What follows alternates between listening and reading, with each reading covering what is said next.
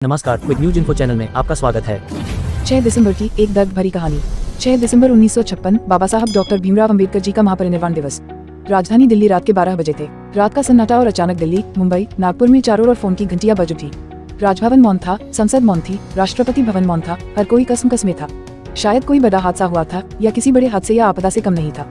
कोई अचानक हमें छोड़कर चला गया था, जिसके जाने से करोड़ों लोग दक भरे आंसुओं से विलाप कर रहे थे। देखते ही देखते मुंबई की सारे सड़कें भीड़ से भर गई, पैर रखने की भी जगह नहीं बची थी मुंबई की सड़कों पर, क्योंकि पार्थिव शरीर मुंबई लाया जाना था और अंतिम संस्कार भी मुंबई में ही होना था। नागपुर, कानपुर, दिल्ली, चेन्नई, मद्रास, बेंगलोर, पुणे, नासिक और पूरे देश से मुंबई आने वाली रेलगाड़ियों और बसों में बैठने को जगह नहीं थी।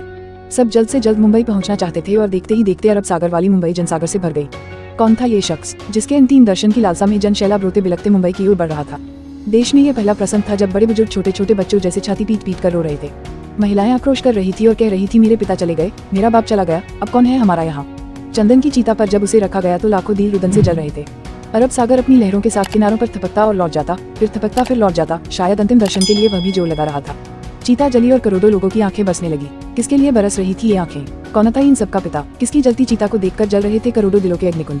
कौन था यहाँ जो छोड़ गया था? चीता जल रही थी अरब सागर के किनारे और देश के हर गाँव के किनारे में जल रहा था एक शमशान। क्यों गांव शहर में सारे समूह भूखे प्यासे बैठे थे उसकी चीता की आग ठंडी होने का इंतजार करते हुए। कौन सी आग थी जो वह लगाकर चला गया था? क्या विद्रोह की आग थी या थी वह संघर्ष की आग? भूखे नंगे बदनों को कपड़ों से ढकने की थी आग? आसमानता की धज्जियां उड़ाकर समानता प्रस्थापित करने की आग? क्या यह वह आग थी जो जलाकर चला गया था? वह सारे ज्ञानपीठ, स्कूल, कॉलेज मरुभूमि जैसे लग रहे थे। युवा युवतियों की कलकलाहट आज मौन थी जिन्होंने हाथ में कलम थमाए। बड़ी अजीब कसमकस थी। भारत का महान पत्रकार, अर्थशास्त्री, दूरदृष्टा क्या दृष्टि से उजल हो जाएगा।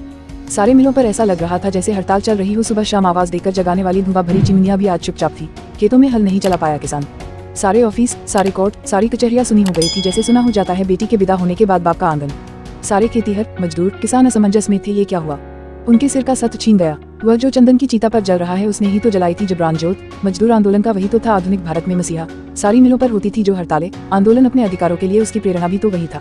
इधर नागपुर की दीक्षा भूमि पर मातम बस रहा था। लोगों की चीखें सुनाई दे रही थी, बाबा चले गए, हमारे बाबा चले गए। आधुनिक भारत का वह सुपुत्र जिसने भारत में लोकतंत्र का बीजारोपण किया था, जिसने भारत के संविधान को रचकर भारत को लोकतांत्रिक गणराज्य बनाया था, हर नागरिक को समानता, स्वतंत्रता और न्याय का अधिकार दिया था, वोट देने का अधिकार देकर देश का मालिक बनाया था। क्या सचमुच वह शख्स नहीं रहा? भारत के इतिहास ने नई करवट ली थी। जन सैलाब मुंबई की सड़कों पर बह रहा था।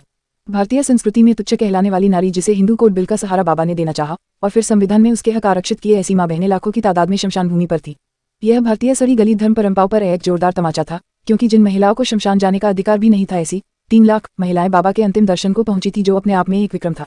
भारत का यह युगधर, संविधान निर्माता, प्रज्ञातेज, प्रज्ञासूर्य, महासूर्य, कल्प पुरुष नव भारत को नवचेतना देकर चला गया, एक ऊर्जा स्रोत देकर समानता, स्वतंत्रता, न्याय, बंधुता का पाठ पाकर। उस प्रज्ञासूर्य की प्रज्ञा किरणों से रोशन होगा हमारा देश, हमारा समाज, और पूरे विश्वास के साथ हम आगे बढ़ेंगे, हाथों में हाथ लिए मानवता के रास्ते पर, जहाँ कभी सूर्यास्त नहीं होगा, जहाँ कभी सूर्यास्त नहीं होगा, जहाँ कभी सूर्यास्त नहीं होगा। इस महामानव को कोटि कोटि नमन। जय भीम, जय भारत, जय संविधान। अगर आपको हमारा ये वीडियो पसंद आया हो तो इसे लाइक और शेयर जरूर करें और हाँ, हमें सब्सक्राइब और फॉलो करना ना भूलें।